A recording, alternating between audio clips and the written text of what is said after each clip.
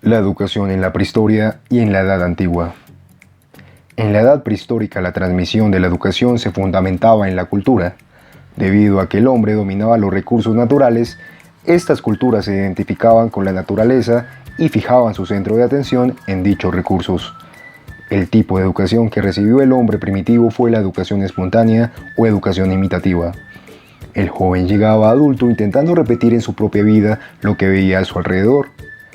Lentamente se iba incorporando a los trabajos de su clan o tribu, se iniciaba en la caza y en la pesca. Aprendía a cuidar el ganado, practicaban las labores de la tierra y participaban en las ceremonias de su comunidad.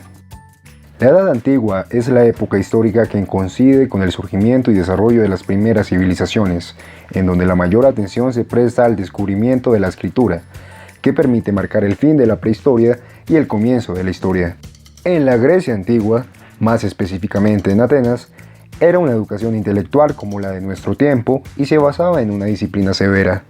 En Esparta la educación preparaba a los niños y jóvenes manteniendo un buen estado físico para estar listos para la guerra.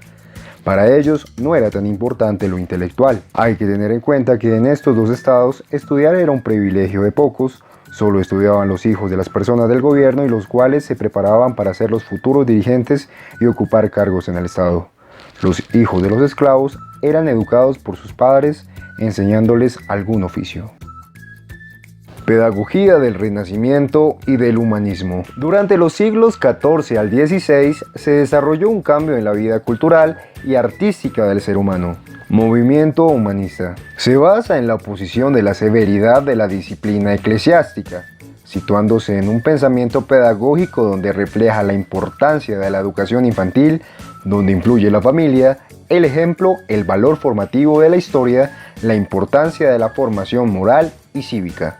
Renacimiento. Es un fenómeno cultural iniciado en la Edad Moderna que retoma los principios de la antigüedad clásica, pero actualizándola, sin renunciar a la religión cristiana, sustituyendo la presencia de los religiosos por el aumento y afirmación de los valores del mundo y del ser humano. Reforma.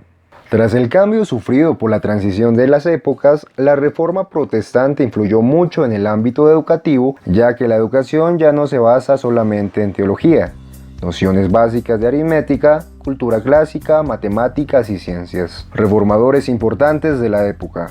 Martín Lutero.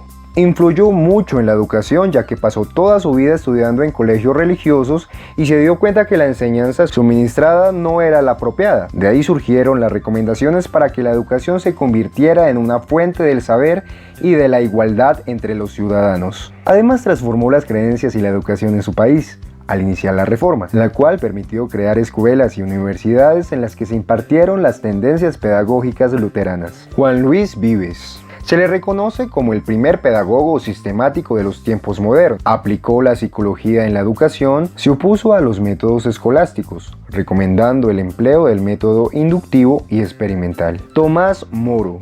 Fue un ejemplo humanismo renacentista en su época. Su más importante y por lo que es conocido es Utopía. Es una sátira política sobre la vida en una isla ficticia. Con esta obra, Moro pretendía abrir los ojos del pueblo a los males sociales y políticos de la época. Pedagogía moderna. La pedagogía moderna surge con la idea revolucionaria de nuevos ideales, rechazando el tradicionalismo manejado hasta finales del siglo XIV, donde inició una nueva era donde el alumno puede criticar lo ya escrito en el papel, ya sea en aspectos sociales, políticos, religiosos, científicos y morales. La pedagogía moderna muestra una educación libre, donde el estudiante se vuelve autónomo y partícipe de su aprendizaje, junto a la compañía de su tutor, que no controla pero sí guía su proceso educativo.